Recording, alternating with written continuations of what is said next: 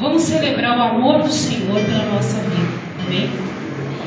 Porque Deus, Ele amou o mundo de tal maneira que deu o seu Filho unigênito, para que todo aquele que nele crê não pereça, mas tenha a vida eterna. E esta é a realidade maior do amor de Deus. Ele prova o seu amor para conosco, em que Cristo morreu por nós, sendo nós ainda pecadores, não merecedores dessa graça. Nós, seres humanos, conhecemos o amor apenas através de condições. Amamos quando? Amamos sim. Amamos por quê? Mas o amor de Deus é incondicional. Ele não nos ama por causa de nossos valores ou méritos. Ele escolheu nos amar. E esta é a realidade do amor do Senhor. E só podemos conhecer toda a sua extensão, toda a sua profundidade, toda a largura, toda a altura, somente quando olhamos para a cruz. Quando olhamos para a cruz que nós vemos o verdadeiro amor incondicional do Senhor por nós. Ao contemplarmos o Calvário, ali vemos a realidade do amor de Deus. Deus sendo encarnado, se dando, se oferecendo, para que pudéssemos ter a vida eterna.